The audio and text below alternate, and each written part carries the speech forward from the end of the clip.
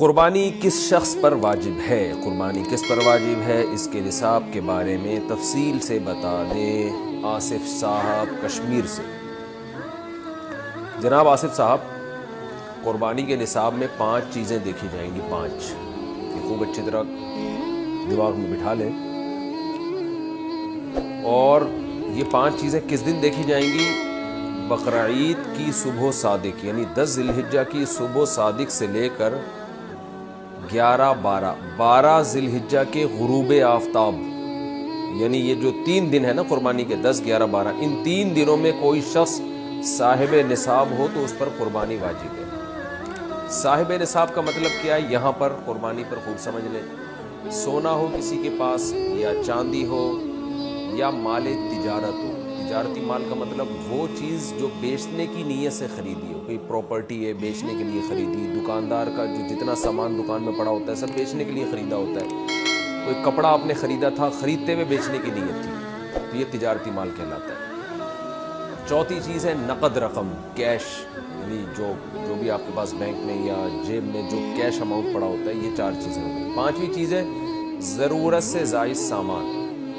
ضرورت سے زائد سامان میں بہت تفصیل ہے، آسان اس کی ایک جو ہم اگر ضبط کر سکتے ہیں تو وہ چیز جو پورے سال بھی استعمال نہ ہوتی ہو، گھریلو چیزوں میں وہ چیزیں جو پورے سال بھی استعمال نہ ہوتی ہو، جیسے کپڑے کوئی یا برتن ہے، ڈنر سیٹ ہے، پورے سال استعمال نہیں ہوتا۔ اسی طرح کوئی پراپرٹی پڑی ہوئی ہے جو نہ کرائے پر دی ہے آپ نے اور نہ آپ اس میں رہتے ہیں، وہ پراپرٹی بھی ضرورت سے زائد میں داخل ہے۔ تو یہ جو 5 چیزیں ہیں، کسی کے پاس یہ 5 چیزیں، ان کی جو ویلیو لگائی جائے گی تو ان 5 چیزوں کا مجموعہ اگر 52.5 تولہ چاندی کے برابر ہے، 52.5 تولہ چاندی آج کل 65-70 ہزار کے لگ بھگ ہے، نیٹ پہ سرچ کر لیے گا، تو کسی کے پاس یہ 5 چیزیں، یا 5 میں سے 4 چیزیں، یا 4 میں سے 3 چیزیں، یا 3 میں سے 2 چیزیں، یا کوئی ایک چیز 52.5 تولہ چاندی کے برابر ہے، اور یہ بقرعید کی صبح صادق سے لے کر ذی الحجہ کی 12 تاریخ کی غروب آفتاب سے پہلے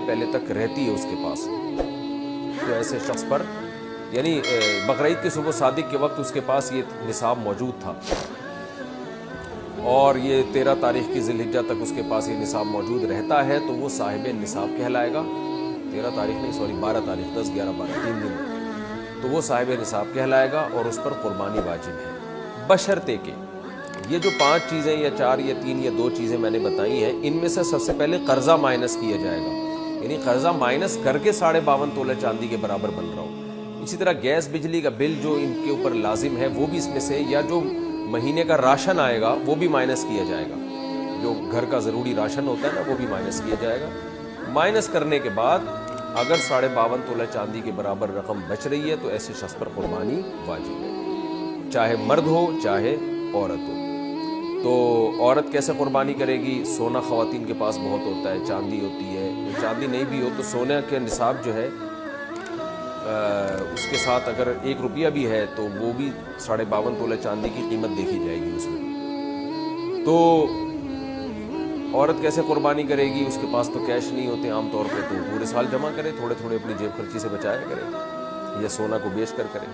البتہ کسی کے پاس صرف سونا ہی ہے اور یعنی باقی 4 چیزوں میں سے کچھ بھی نہیں، 1 روپیہ بھی نہیں ہے، تو پھر 7.5 تولہ سونا جب تک نہیں ہوگا قربانی واجب نہیں ہوگی۔ یعنی سونے کے ساتھ اگر چاندی ہے یا پیسے ہیں یا تجارتی مال یا ضرورت سے زائد سامان ہے، پھر سونے کی ویلیو دیکھی جائے گی، سونے کو نہیں دیکھا جائے گا۔ لیکن اگر صرف سونا ہی ہے تو پھر 7.5 تولے سونے سے کم پہ نہ زکوٰۃ ہوتی ہے نہ قربانی ہوتی ہے۔ تو یہ ہے، تفصیل سے آپ کو بتا دیا۔